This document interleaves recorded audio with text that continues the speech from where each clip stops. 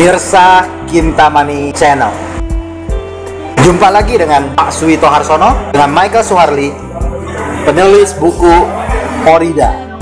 Di buku ini, Orida, uang Republik Indonesia daerah, dibagi 3 bagian. Orida Jawa, Urips, Orida Sumatera. Nah, sesi kali ini kita mau kupas Urips.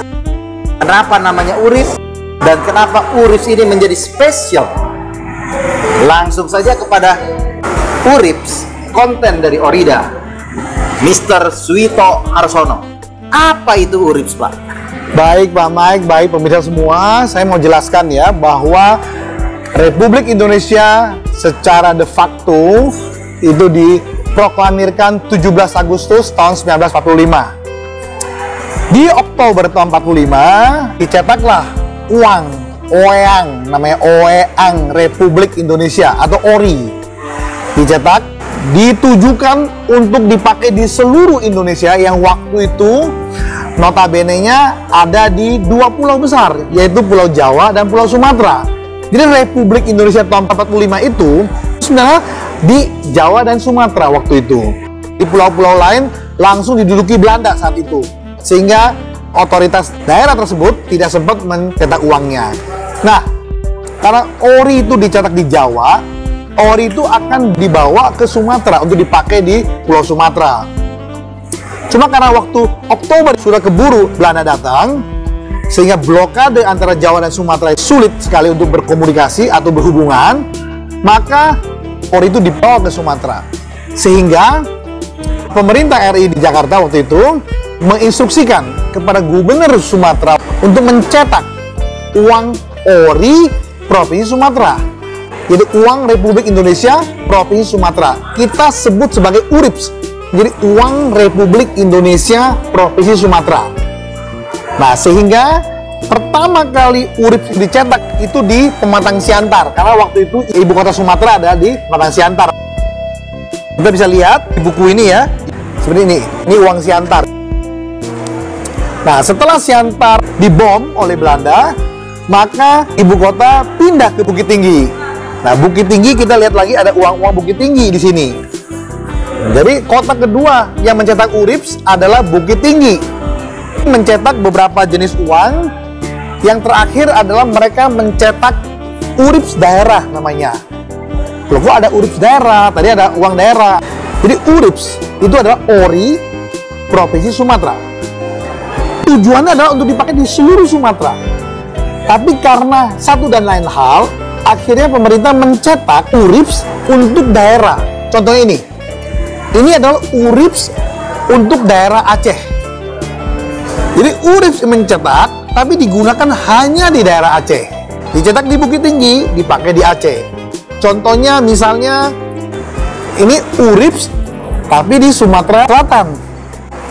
Nah, di Urips itu ada macam-macam. Ada Urips di Aceh, Urips di Sumatera Timur, Urips di Sumatera Barat yang gambarnya Imam Bonjol, Urips di Tapanuli, Urips di Riau yang gambarnya wayang, Urips di Sumatera Selatan. Dan uang-uang itu dicetak di Bukit Tinggi, tapi didistribusikan ke daerah langsung pemakaian-pemakaian masing-masing. Ini ada yang menarik tadi Bapak cerita Sumatera Selatan. Tapi ada stempelnya, Pak. Yang tadi Bapak pegang tidak ada stempelnya. Iya, betul. Apalagi nih? Kaitannya uang di stempel atau tidak, itu sebenarnya salah satu cara untuk memberikan satu legalitas sebenarnya. Mungkin pada waktu itu juga banyak pemalsuan. Jadi orang pengen supaya terlegalisasi dibawa ke kantor pos untuk dicap, gitu seperti itu. Seperti ini, uang ini dicap di Metro di Lampung. Kaitannya sangat klop kan? Ini kan Urips untuk Sumatera Selatan. Nah, Sumatera Selatan itu melingkupi Bengkulu, Lampung, dan Palembang. Oke, Pak. Kalau ada kecil ini BTJ, apa ada artinya, Pak? Iya. Jadi kalau kita lihat bahwa uang kertas Urips ini seringkali ada prefix kode angka di belakang itu punya arti yang sangat penting. Contohnya misalnya tadi Pak Mike menunjukkan BTJ. Nah, TJ adalah uang itu dipakai di Curug. Ya, Curug itu Bengkulu.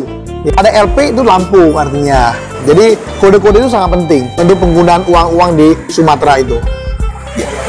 Lalu ada apa lagi yang menarik dari Urips tadi, Pak?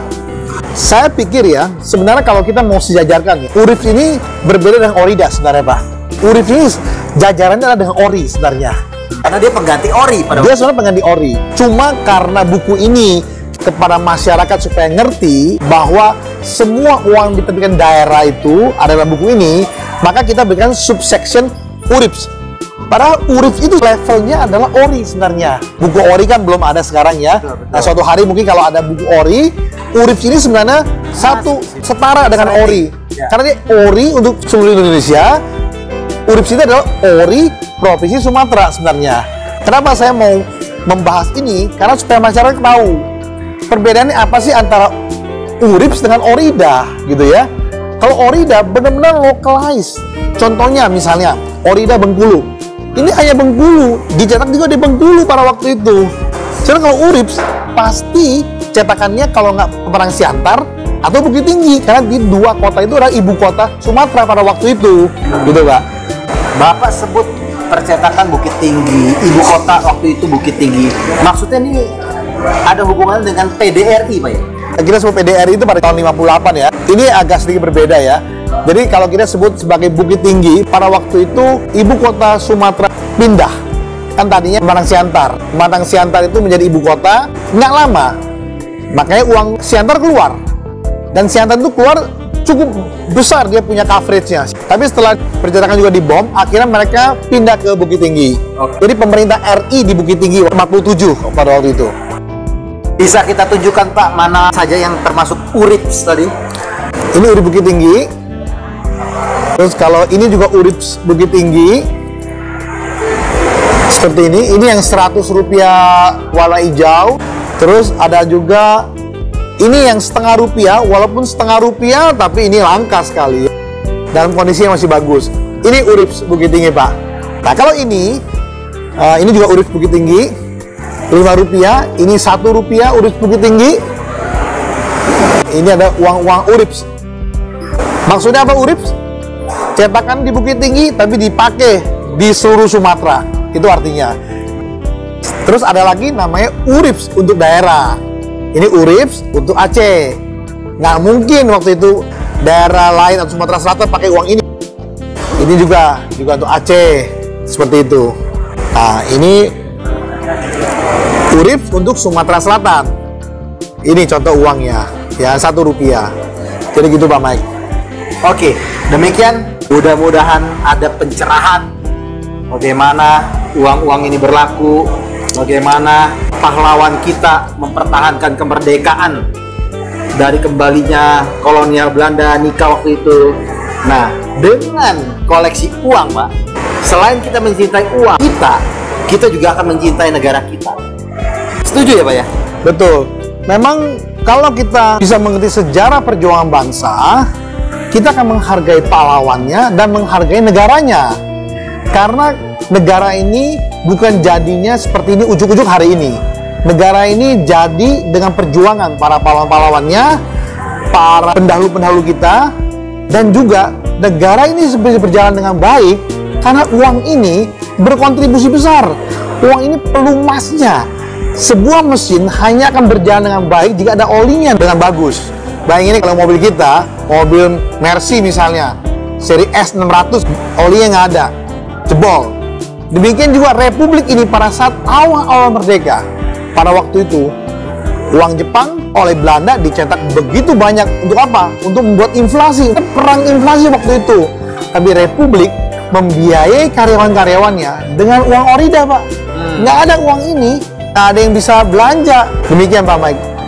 Terakhir, Pak, kalau ini ada uang Urips Sumatera Selatan, seberapa yakin Bapak pemerintah Sumatera Selatan saat ini punya museum yang menjadi peringatan jejak sejarah kita melalui uang ini? Uang ini masih ada disimpan di sana. Pemerintah di sana juga tahu ini uang kami, uang daerah situ. Seberapa yakin Bapak? Saya pikir dengan adanya buku Orida ini akan memacu pemerintah-pemerintah daerah, terutama di Jawa dan Sumatera, yang waktu itu sempat mencetak uang ini, mereka mempunyai satu sense of belonging karena melihat bahwa uang ini dicetak untuk daerah mereka. Jadi alangkah baiknya pemerintah daerah itu bisa membuat satu museum minimal untuk mengisi uang-uang apa saja yang dipakai di daerah itu.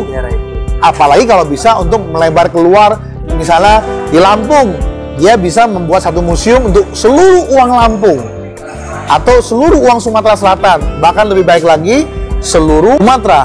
Saya melihat Museum Bank Indonesia sudah mengarah ke sana. Semoga saja mereka mulai mengoleksi uang-uang daerah ini untuk memperkaya koleksi museum mereka, dan sehingga masyarakat diedukasi dengan baik, sehingga cinta tanah air bisa dimulai dari mencintai uang Orida ini. Itu Pak. Terima kasih. Demikian pemirsa Kintamani Channel. Kita akan jumpa lagi di sesi yang enggak kalah seru, masih tentang Orida yang ada di buku ini. Salam numismatik, salam Orida.